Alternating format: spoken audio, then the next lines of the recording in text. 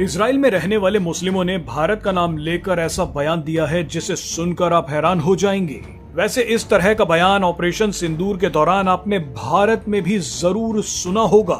Operation सिंदूर के दौरान भारत में ही रहने वाले कई लोगों ने कहा था कि पाकिस्तान ने पहलगाम हमला कराया ही नहीं है, अगर कराया है तो उसके सबूत कहां हैं। अब ऐसे ही कुछ बयान इजराइल से भी आए हैं। इजराइल में रहने वाले मुस्लिम अब बोल रहे हैं कि ईरान पर हमला करना ही नहीं चाहिए था। एक अखबार की रिपोर्ट के मुताबिक इजराइल के मुस्लिम अब सवाल पूछ रहे हैं कि जब भारत और पाकिस्तान के पास परमाणु बम है तो ईरान के पास परमाणु बम क्यों नहीं हो सकता। अखबार की रिपोर्ट के मुताबिक यरूशलेम में रहने वाले अहमद शराफत ने यह सवाल पूछा है। अहमद शराफत ने कहा कि दुनिया में कई देशों के पास परमाणु हथियार हैं। आप इजराइल, पाकिस्तान और भारत से ये सवाल क्यों नहीं पूछते कि उनके पास न्यूक्लियर हथियार क्यों हैं? ईरान ही आपके लिए स्पेशल क्यों है? मुझे लगता है कि इस वजह से इजराइल को ईरान पर हमला नहीं करना चाहिए था। इजराइल के यरूशलेम में रहने वाले एक और मुस्लिम शख्स ने कहा कि इजराइल ईरान युद्ध की वजह से बहुत बुरे हालात हो गए हैं। 2 हफ्तों के बाद पहली बार मैंने दुकान खोली है। सीज फायर के बाद भी सड़कों पर सन्नाटा है।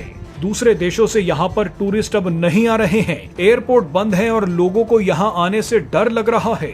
मेरा बिजनेस 90% घट गया है। इजराइल के यरूशलेम से आया ये बयान ठीक वैसा ही है जैसे पहलगाम हमले के बाद कश्मीर से आया था। कश्मीर के कई स्थानीय लोगों को दुख है कि पहलगाम हमले के बाद अब टूरिस्ट कश्मीर नहीं आ रहे हैं। उनका बिजनेस चौपट हो रहा है।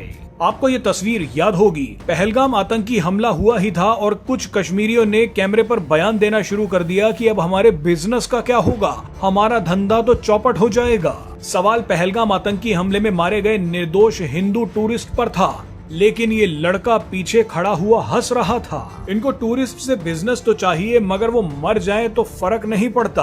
हाँ, औपचारिकता के लिए जरूर 4 मोमबत्तियां जला दी गई थी, मगर यहाँ पर भी लोग मोमबत्तियां हाथ में पकड़कर हंस रहे थे। वैसे कुछ दिनों पहले ईरान के लिए कश्मीरी जिस बड़ी संख्या में सड़कों पर निकल आए, इतने अगर पहलगाम आतंकी हमले में मारे गए निर्दोष हिंदू टूरिस्ट के लिए निकल आते तो शायद आज तस्वीर कुछ और होती। बहरहाल अब आपको एक और इजरायली मुस्लिम का बयान सुनवाते हैं।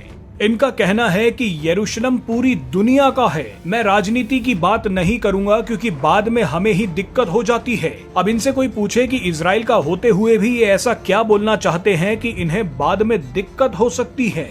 आपको बता दें कि इजराइल के मुस्लिम ईरान के प्रति नरम रुख रख रहे हैं। ये चाहते हैं कि ईरान को भी हक है कि वो परमाणु बम बनाए। भारत में भी आपको कई ऐसे लोग मिल जाएंगे जो पाकिस्तान जिंदाबाद बोलते हैं, फिलिस्तीन जिंदाबाद के भी नारे लगाते हैं, ईरान के लिए सड़कों पर उतर जाते हैं, लेकिन इतना कुछ करने के बाद भी बोलते हैं कि पीएम मोदी के राज में हमें बोलने की आजादी नहीं है, हम खुद को खतरे में महसूस करते हैं।